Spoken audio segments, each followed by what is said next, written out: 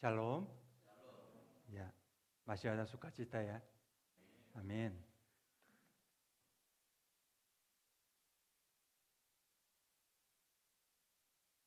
Ya, sebelumnya mari kita satu dalam doa.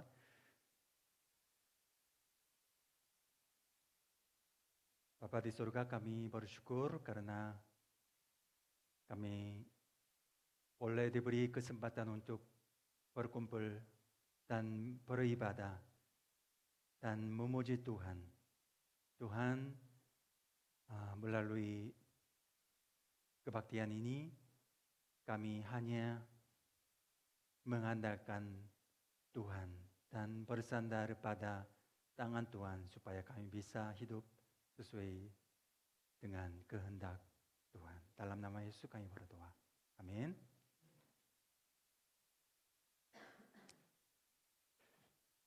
Ya, pemilik seekor keledai sedang berjalan bersama keledainya. Itu banyak barang diangkut di atas, di punggung keledainya. Salah satunya adalah patung batu Buddha. Patung batu Buddha ya, ada patungnya Buddha ya. Itu sebabnya banyak orang melihat dan menyembah sujud patungnya itu. Tetapi keledai ini salah pahami. Bagaimana? Banyak orang menyembah oleh karena dirinya sendiri. Sejak itu keledai itu tidak mau berjalan menurut apa yang diarahkan oleh pemiliknya.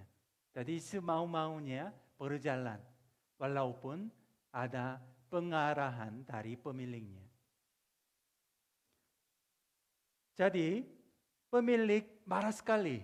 Mengapa keledai ini tiba-tiba seperti ini? Jadi pemilik itu mulai mencambuk. Jangan ke sana, jangan ke sini. Harus berjalan lewat jalan ini. Keledai itu tiba-tiba dicambuk ya, jadi tiba-tiba begitu ya. Jadi melompat, akhirnya patung batu itu jatuh dan pecah.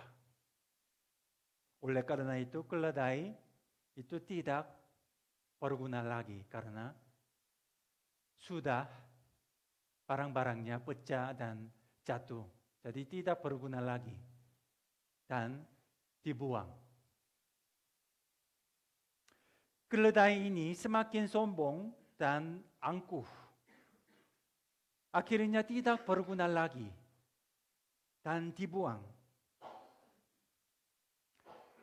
Apa yang dipelajari dan dinasehati melalui cerita ini? Apakah kita punya sesuatu untuk merasakan sombong atau angkuh? Apa yang membuat kita menjadi sombong dan angkuh? Dalam teks Alkitab pagi hari ini kita dapat mendapat jawaban. Saya bacakan, tadi sudah telah dibacakannya. Saya bacakan lagi kitab Nehemia pasal 9 ayat 9 sampai dengan ayat 10. Saya bacakannya. Engkau melihat sengsara nenek moyang kami di Mesir dan mendengar teriakan mereka di tepi laut Teberau. Engkau telah memperlihatkan tanda-tanda dan mujizat di depan Firaun dan semua pegawainya serta seluruh rakyat negerinya. Karena engkau mengetahui mereka bertindak angkuh terhadap nenek moyang kami. Nenek moyang ini kami siapa ini? Ya, bangsa Israel kan? Dengan demikian engkau telah memasyurkan namamu sebagaimana nyata hari ini. Ketika bangsa Israel menderita di Mesir, ya, ketika mereka terganggu oleh Firaunnya, Allah bertindak berkuasa untuk menunjukkan mujizat hebat sekali. Akhirnya gimana? Firaun mengizinkan bangsa Israel pergi keluar dari Mesir ke tanah Kanaan. Begitu kan?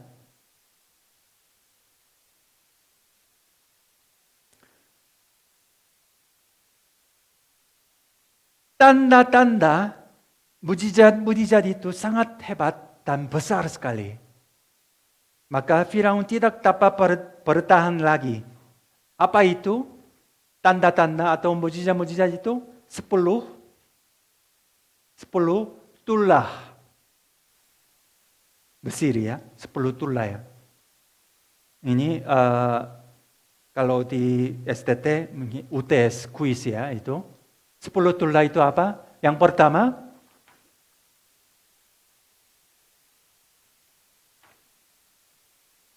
yang lulusan STT Saint Paul.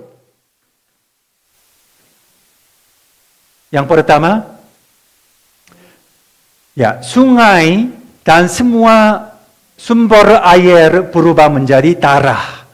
Hingga menewaskan ikan-ikan dan semua kehidupan air lainnya. Yang kedua itu apa? Itu hafal itu ya. Yang kedua, binatang-binatang amfini. Ya, itu katak ya. Ya, katak-katak gitu, katang. Terus yang ketiga, nyamuk. Ya. Tertimpa nyamuknya ya. Yang keempat, lalat pikat. Yang kelima, penyakit pada ternak. Keenam, para yang tidak dapat disembuhkan. Ketujuh, bercampur api. Kedelapan, yang binatang serangga yang lompat-lompat, belalang. Kesembilan,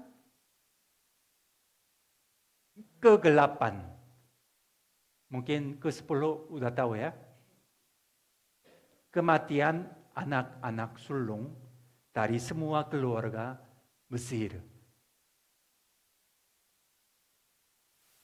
Allah yang Maha Kuasa melakukan 10 tulah kepada Mesir. Karena apa? Karena dikatakan di dalam Alkitab, engkau mengetahui mereka ini Mesir ya, negara Mesir, mereka bertindak angkuh terhadap nenek moyang kita kepada bangsa Israel. Firaun dan negara Mesir sangat sombong dan angkuh sampai mereka bertindak menyengsarakan bangsa Israel dan mengganggu bangsa Israel. Jadi Allah hampir menghancurkan dan membinasakan mereka. Mesir. Memang tentu saja ya, bangsa Israel terpilih sebagai umat Tuhan, begitu kan? Maka dimanapun, kapanpun, selalu Allah melindungi mereka dan menolong mereka supaya mereka selamat. Begitu kan? Tetapi kita jangan berpikir Allah mengizinkan bangsa Israel keluar dari Mesir bukan karena bangsa Israel melakukan kebaikan. Bangsa Israel bertindak kebaikan, berbuat baik kepada Tuhan. Bukan seperti itu.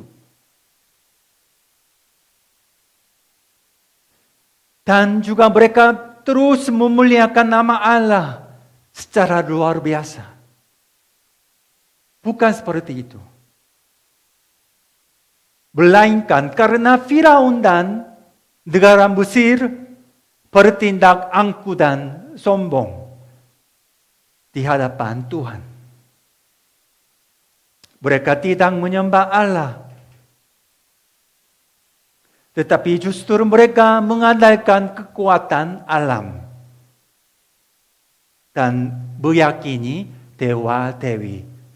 Itu salah satunya adalah dewa matahari Ra. Matahari, ada dewa matahari. Ada dewa pencipta. Itu disebut namanya Amun. Dan Ibu Dewi, Isis, dan lain-lain sebagainya. Allah melihat orang-orang Mesir tidak menyembah Allah. Justru menyembah kekuatan alam. Mereka bertindak angkuh dan sombong di hadapan Tuhan. Inilah keangkuhan dan kesombongan Mesir. Itu sebabnya mereka dihancurkan dan dibinasakan.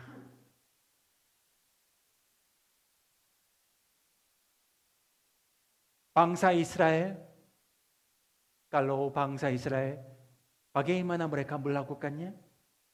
Apakah mereka terus bertekun menyembah Allah, terus-menerus memuliakan nama Tuhan? Izinkan saya bacakan 1 Korintus pasal 10 ayat 5 sampai dengan ayat 6. Saya bacakannya. Tetapi sungguh pun demikian Allah tidak berkenan kepada bagian yang terbesar dari mereka. Ini bangsa Israel. Tidak berkenan kepada bagian yang terbesar dari mereka, bangsa Israel. Karena mereka ditewaskan di padang gurun. Semuanya ini telah terjadi sebagai contoh bagi kita untuk memperingatkan kita supaya jangan kita menginginkan hal-hal yang jahat seperti yang telah mereka perbuat. Siapa yang berbuat angkuh, jahat, sombong? Siapa? Bangsa Israel sendiri.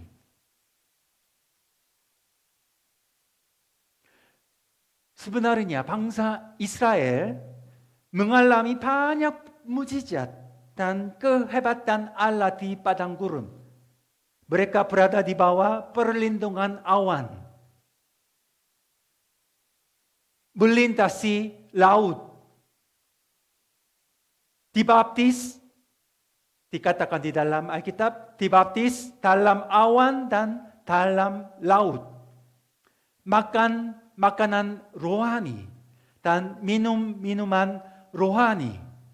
Yang paling klimaksnya mereka mengalami Yesus Kristus sendiri. 1 Korintus pasal 10 ayat 4. Batu karang rohani itu Yesus Kristus sendiri. Mereka mengalami air dari batu karang rohani itu. Itu Yesus Kristus. Mereka minum minuman Yesus Kristus, dari Yesus Kristus. Luar biasa ya, mereka sudah mengalami mujizat, tanda-tanda seperti itu. Pengalaman mereka hebat sekali. Memang kita tidak bisa mengalami seperti itu, begitu kan? Apakah di antara kita, apakah yang bisa melintasi laut merah atau di laut antara Sumatera sama Jawa Barat? Itu laut, ada yang bisa tanpa naik kapal, ada yang bisa melintasi berjalan kaki, bisa? Ada yang bisa? Tidak bisa. Bangsa Israel semuanya mengalami kehebatan Allah seperti itu.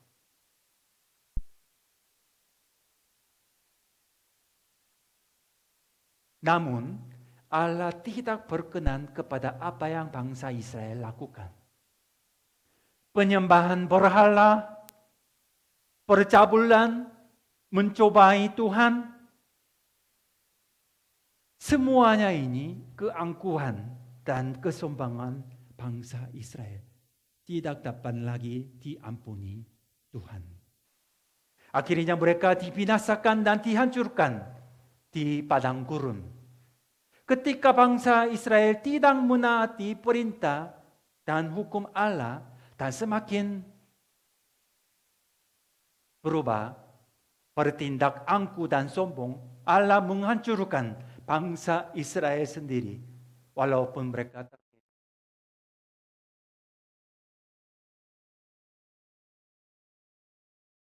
ketika mengalami hal-hal susah payah, kita sering mendapat hiburan dari ayat 1 Korintus itu pasal 10 ayat 13. Saya bacakan, pencobaan-pencobaan yang kamu alami ialah pencobaan-pencobaan, bukan binasa ya. Ini biasa yang tidak melebihi kekuatan manusia. Sebab Allah setia dan karena itu Ia tidak akan membiarkan kamu dicobai melampaui kekuatanmu. Pada waktu kamu dicobai, Ia akan memberikan kepadamu jalan keluar sehingga kamu dapat menanggungnya. Kita bisa dihibur oleh karena ayat ini. Ketika ada pencobaan atau ada kesusahan, ada penderitaan, kita bisa menanggung karena ada penyertaan Tuhan. Dan Tuhan memberikan kesusahan, penderitaan itu tidak melebihi kekuatan kita. Jadi kita bisa dihibur. Oke, itu benar. Tuhan pasti memberikan pencobaan yang tidak melebihi kekuatan kita. Jadi pasti diakhiri sesegera mungkin. Tetapi inilah kesombongan kita. Inilah keangkuhan kita. Mengapa demikian? Ketika kita mengalami kesusahan, ketika kita mengalami penderitaan, kita harus melihat kembali apa yang kita lakukan. Apa yang kita laksanakan di hadapan Tuhan. Apakah ada yang tidak berkenan bagi Tuhan? Apakah ada yang tidak menyenangkan hati Tuhan? Coba bacakan lagi ayat 12. Sebab itu, siapa yang menyangka bahwa ia teguh berdiri, hati-hatilah supaya ia jangan jatuh. Sebab itu siapa yang menyangka bahwa ia teguh berdiri, hati-hatilah supaya ia jangan jatuh. Oke, iman saya kuat.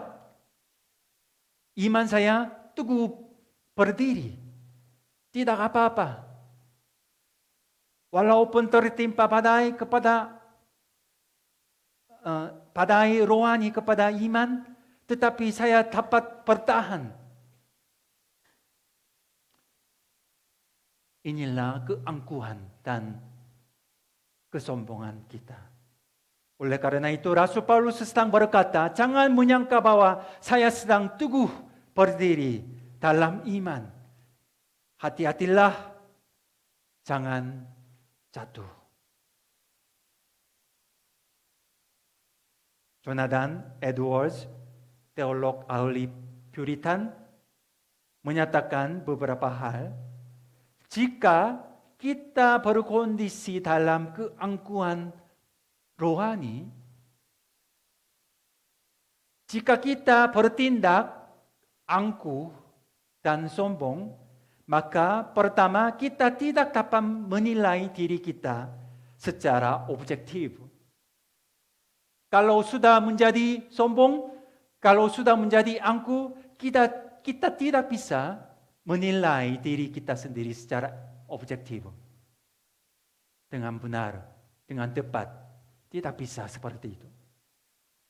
Yang kedua, kalau kita bertindak semakin sombong, semakin angkuh, kita selalu berfokus pada kesalahan orang lain. Kesalahan, kekeliruan orang lain. Ini salah, ini salah, ini salah. Kalau kita menjadi sombong, kita tidak dapat mengevaluasi diri kita dengan baik dan dengan tepat.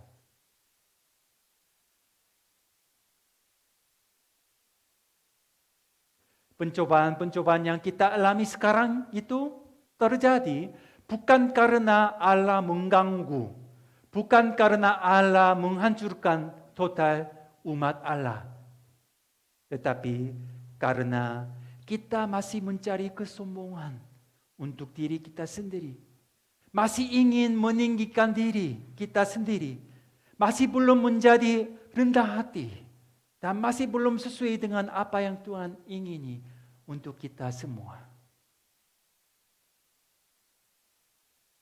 Bapak Ibu sekalian yang kekasihi Tuhan, jalan mana yang Anda pilih?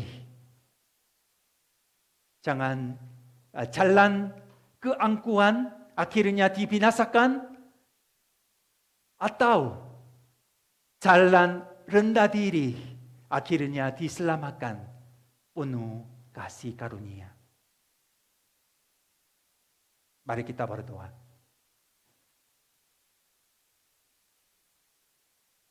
Sungguh bersyukur kepada Tuhan, Engkau senantiasa memberikan yang terbaik kepada umat Engkau. Tetapi kami masih belum siap untuk berkenan kepada Tuhan. Ajarlah dan bimbinglah kami, supaya kami boleh hidup sesuai dengan kehendak Tuhan dan rencana Tuhan. Dalam nama Yesus kami berdoa. Amin.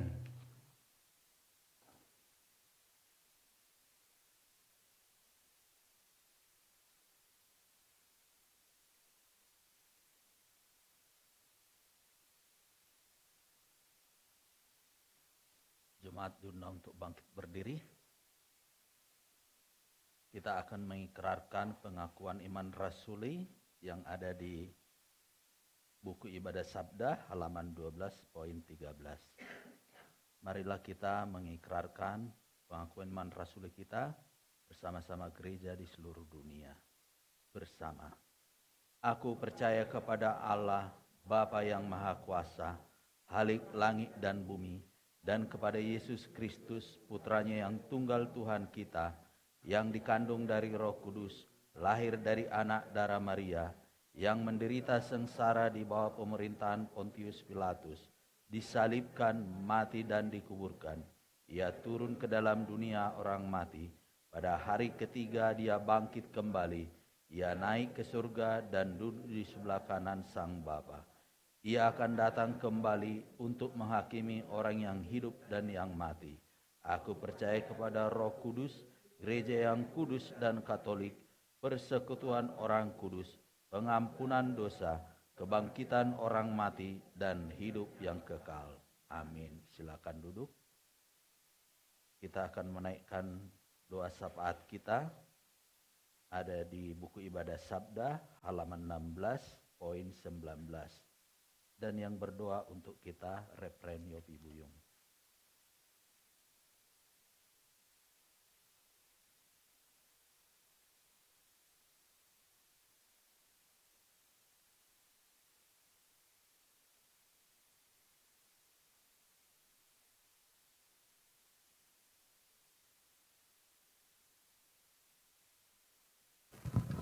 Kita akan masuk dalam doa. Ada beberapa yang perlu kita doakan, yaitu kita akan mendoakan untuk acara-acara kita pada hari ini dan besok. Anak-anak muda kita akan mengadakan DIY atau retreat. Lalu nanti pada bulan yang akan datang kita akan mengadakan acara ibadah kenaikan Tuhan Yesus Kristus yang akan adakan di Lembang. Dan juga ada saudara-saudara kita yang perlu didoakan, yaitu Ibu Rita yang ada di Subang sedang mengalami sakit, dan juga mereka yang berulang tahun yang kita doakan. Baik, kita satukan hati, kita berdoa.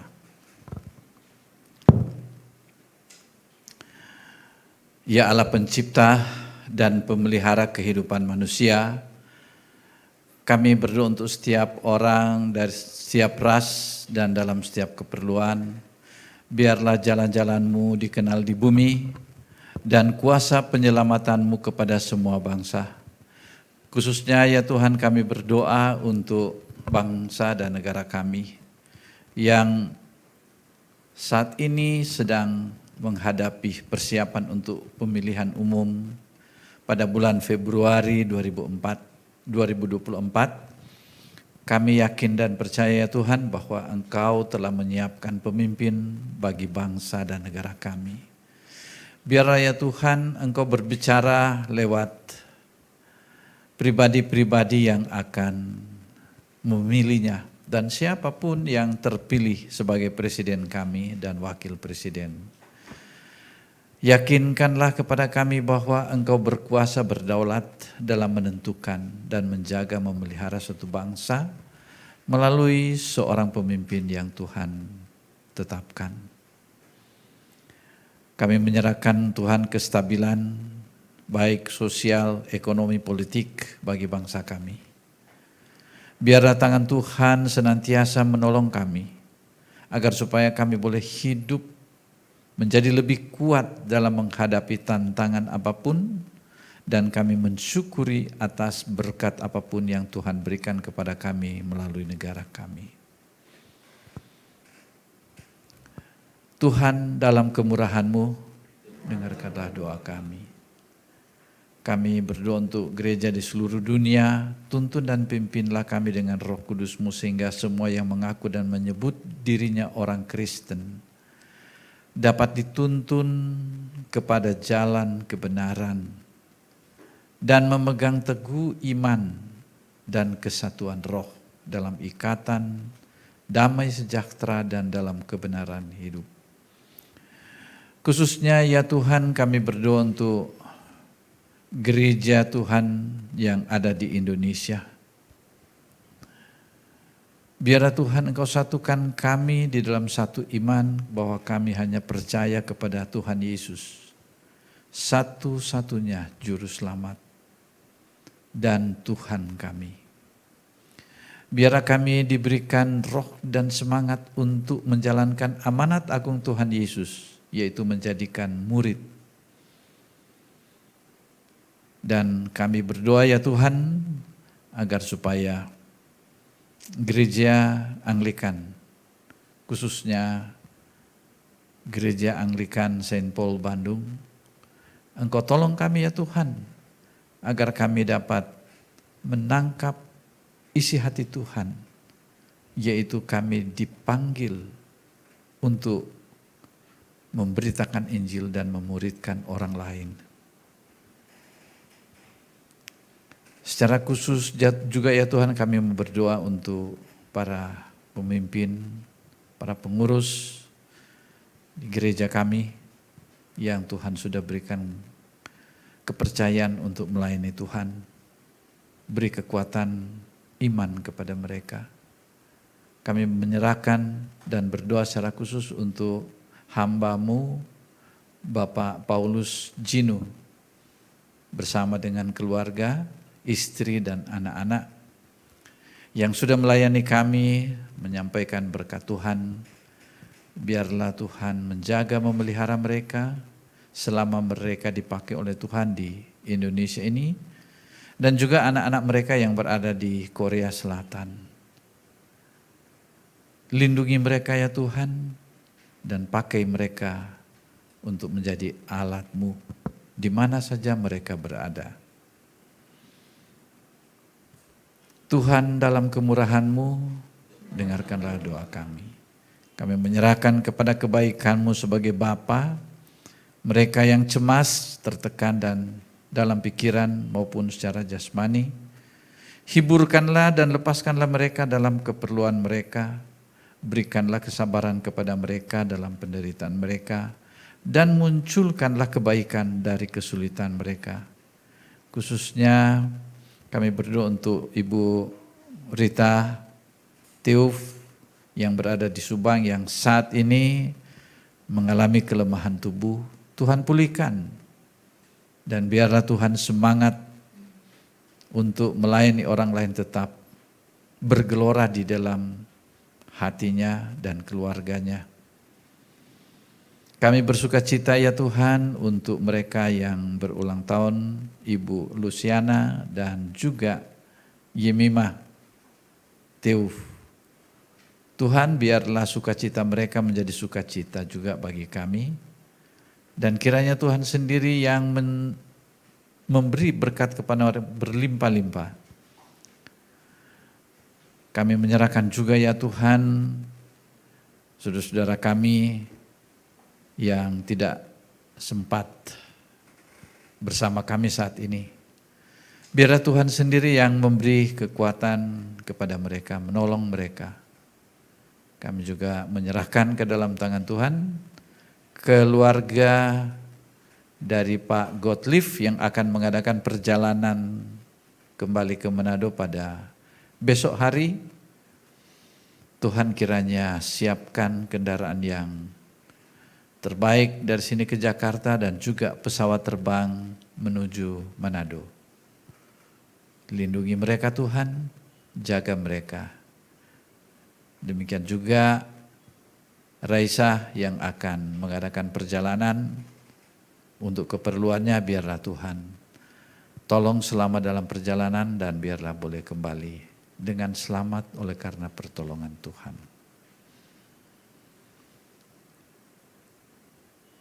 Bapa yang Maha Pengasih, terimalah doa-doa ini demi Putra-Mu Juru Selamat kami Yesus Kristus yang telah mengajar kami berdoa.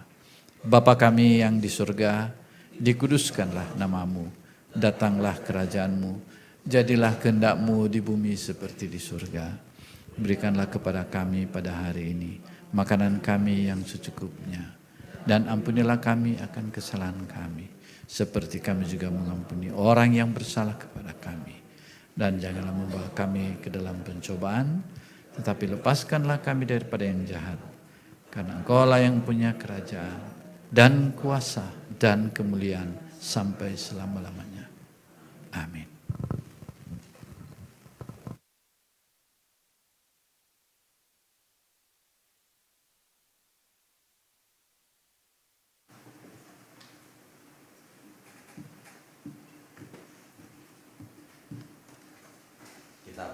memberikan persembahan kita.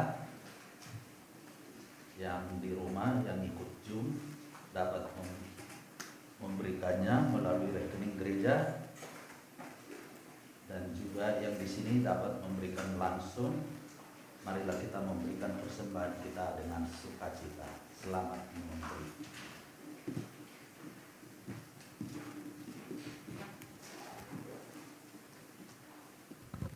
Sambil persembahan dijalankan, kita akan mengangkat pujian Tuhan betapa banyaknya berkat yang Kau beri.